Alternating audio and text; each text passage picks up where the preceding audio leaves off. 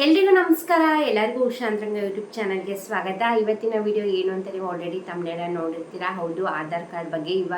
ಇವಾಗಿನ ಟೈಮಲ್ಲಂತೂ ಆಧಾರ್ ಕಾರ್ಡ್ ತುಂಬಾ important. Aadhaar card ಆಗಿರ್ಬೋದು, ರೇಷನ್ ಕಾರ್ಡ್ ಆಗಿರ್ಬೋದು, ಪ್ರತಿಯೊಂದು ಕೂಡ ಏನೇ ಕೇಂದ್ರ ಸರ್ಕಾರದಿಂದ ಆಗಿರ್ಬೋದು, ರಾಜ್ಯ ಸರ್ಕಾರದಾಗಿಂದಾಗಿರ್ಬೋದು, ಏನೇ ಅಪ್ಡೇಟ್ ಬರಲಿ ಅಥವಾ ಯಾವುದೇ ಹೊಸ ಯೋಜನೆ ಬರಲಿ, ನೀವು ನನ್ನ ಚಾನಲಲ್ಲಿ ಇದ್ರ ಬಗ್ಗೆ ವೀಡಿಯೋಸ್ನ ನೋಡ್ಬೋದು. ಹಾಗಾಗಿ ನನ್ನ ಚಾನಲ್ನ ಸಬ್ಸ್ಕ್ರೈಬ್ ಮಾಡಿ, ಹಾಗೆ ಬೆಲ್ ಐಕನಲ್ಲೂ ಕೂಡ ಆಲ್ ಅಂತ ಸೆಲೆಕ್ಟ್ ಮಾಡ್ಕೊಳ್ಳೋದನ್ನ ಮರಿಬೇಡಿ.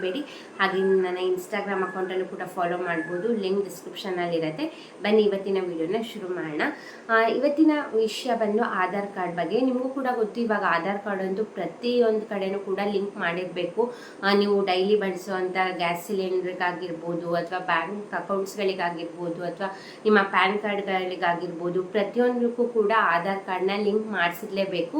ನೀವು ಲಿಂಕ್ ಮಾಡಿಸಿದ್ರೇ ಅದು ಫರ್ದರ್ ಪ್ರೊಸೀಡ್ ಆಗುತ್ತೆ. ಇಲ್ಲಾಂದರೆ ಫಸ್ಟು ಆಧಾರ್ ಕಾರ್ಡ್ ಲಿಂಕ್ ಆಗೋವರೆಗೂ ನೀವು ಯಾವುದೇ ರೀತಿ ಅದ್ರ ವರ್ಕ್ ಮಾಡಿಸೋಕ್ಕಾಗಲ್ಲ. ಸೊ ಹಾಗಾಗಿ ಆಧಾರ್ ಕಾರ್ಡ್ ಅನ್ನೋದು ತುಂಬಾ ಇಂಪಾರ್ಟೆಂಟು.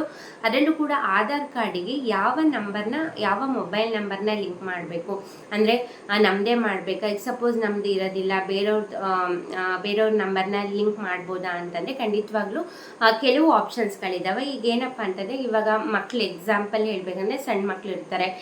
ಈ ಸಣ್ಣ ಮಕ್ಳ ಹತ್ರ ಅಂದರೆ ಆಬ್ವಿಯಸ್ಲಿ ಅವ್ರದ್ದೇ ಪರ್ಸ್ನಲ್ ನಂಬರ್ ಇರಲ್ಲ. ಅಂಥ ಟೈಮಲ್ಲಿ ಈಗ ನಮ್ಮದು ಮಗು ಹೆಸರಲ್ಲಿ ಆಧಾರ್ ಕಾರ್ಡ್ ಮಾಡಿಸ್ತಿದ್ದೀವಿ ಅಂತಂದರೆ ಆ ಮಗು ಆಧಾರ್ ಕಾರ್ಡಲ್ಲಿ ಅವರ ಅಮ್ಮ ಅಥವಾ ಅಪ್ಪನ ನಂಬರ್ನ ಲಿಂಕ್ ಮಾಡಿಸಿರ್ತೀವಿ. ಅಂದರೆ ಅಪ್ಪ ಅಥವಾ ಅಮ್ಮ ಇಬ್ಬರಲ್ಲಿ ಒಬ್ರದ್ದು ಮೊಬೈಲ್ ನಂಬರ್ನ ಲಿಂಕ್ ಮಾಡಿಸ್ಬೋದು. ಸೊ ಅದೇ ರೀತಿ ಈಗ ನಮ್ದೇನಾದ್ರು ಆಧಾರ್ ಕಾರ್ಡ್ ಲಿಂಕ್ ಮಾಡಿಸ್ಬೇಕು ಮೊಬೈಲ್ ನಂಬರ್ಗೆ ಅಂದರೆ ನಮ್ಮ ಫ್ಯಾಮಿಲಿ ಮೆಂಬರ್ಸಲ್ಲೇ ಒಬ್ರದ್ದು ಯಾರ್ದಾರ ನಂಬರ್ಗೆ ಲಿಂಕ್ ಮಾಡಿಸ್ಬೋದು.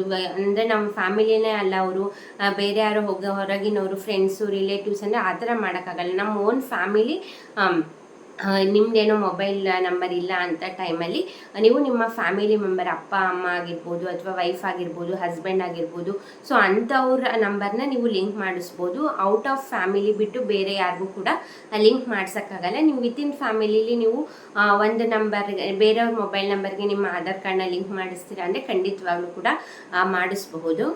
ಹಾಗೆ ನಿಮ್ಮ ಆಧಾರ್ ಕಾರ್ಡಲ್ಲಿ ಹಳೆ ಫೋಟೋ ಇರುತ್ತೆ ಅಂದ್ಕೊಳ್ಳಿ, ಆವಾಗ ತುಂಬ ಕಡೆ ರಿಜೆಕ್ಟ್ ಮಾಡ್ತಾರೆ. ಈಗ ಎಕ್ಸಾಂಪಲ್, ಇವಾಗ ಫ್ರೀ ಬಸ್ ಇರೋದ್ರಿಂದ ನಿಮ್ಗೆ ಆಧಾರ್ ಕಾರ್ಡ್ ತೋರಿಸಿದ್ರೆ ನಿಮಗೂ ಈ ಫೋಟೋಗೂ ರಿಲೇಟೆಡ್ ಇಲ್ಲ. ಯಾಕಂದರೆ ಸಾಕಷ್ಟು ಹಿಂದೆ ನೀವು ನಿಮ್ಮ ಆಧಾರ್ ಕಾರ್ಡ್ಗೆ ಫೋಟೋ ಕ್ಲಿಕ್ ಮಾಡಿಸಿರ್ತೀರಾ. ಇವಾಗ ತುಂಬಾ ಚೇಂಜಸ್ ಆಗಿರ್ತೀರ. ಸೊ ಕೆಲವೊಂದು ಕಡೆ ಈ ಎಕ್ಸಾಂಪಲ್ ಬ್ಯಾಂಕ್ಗಳಲ್ಲಾಗಿರ್ಬೋದು, ಅಥವಾ ಇವಾಗ ಫ್ರೀಯಾಗಿ ಬಸ್ ಓಡಾಡ್ತಿರ್ತೀರ ಅಲ್ಲಾಗಿರ್ಬೋದು, ಕೆಲವು ಕಡೆ ರಿಜೆಕ್ಟ್ ಮಾಡಿಬಿಡ್ತಾರೆ, ನಿಮಗೂ ಈ ಫೋಟೋಗೂ ಹೊಂದೋದಿಲ್ಲ ಅಂತ. ಸೊ ಹಾಗಾಗಿ ಅಂಥ ಟೈಮಲ್ಲಿ ಖಂಡಿತವಾಗ್ಲೂ ನೀವು ಅಪ್ಡೇಟ್ ಮಾಡಿಸ್ಕೋಬೋದು. ನಿಮ್ಮ ಫೋಟೋ ಆಗಿರ್ಬೋದು, ಅಥವಾ ನಿಮ್ದೇನಾದ್ರು ಮೊಬೈಲ್ ನಂಬರ್ ಚೇಂಜ್ ಆಗಿದೆ, ಮೊಬೈಲ್ ನಂಬರ್ ಅಪ್ಡೇಟ್ ಆಗಿರ್ಬೋದು. ನೀವು ಫೋಟೋನ ಕೂಡ ನೀವು ಮನೇಲಿ ಮೊಬೈಲಿಂದನೇ ಅಪ್ಲೈ ಮಾಡಿ ಆಮೇಲೆ ನೀವು ಆಧಾರ್ ಸೇವಾ ಕೇಂದ್ರಗಳಿಗೆ ಹೋಗ್ಬೋದು.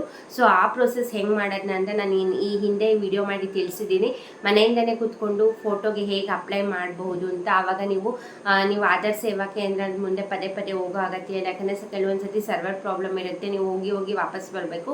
ಸೊ ಆ ಪ್ರಾಬ್ಲಮ್ ಕೂಡ ಇರಲ್ಲ. ಅದನ್ನು ಕೂಡ ಮನೆಯಿಂದ ಹೇಗೆ ಅಪ್ಲೈ ಮಾಡಿ ನೆಕ್ಸ್ಟ್ ಹೋಗಬೇಕು ಅನ್ನೋದ್ರ ಬಗ್ಗೆ ಡೀಟೇಲ್ ಆಗಿ ವಿಡಿಯೋ ಮಾಡಿ ತಿಳಿಸಿದ್ದೀನಿ. ಸೊ ನಿಮಗೆ ಇಂಟ್ರೆಸ್ಟ್ ಇತ್ತು ಅಂತಂದರೆ ಆ ವಿಡಿಯೋನ ಕೂಡ ಚೆಕ್ ಮಾಡ್ಬೋದು.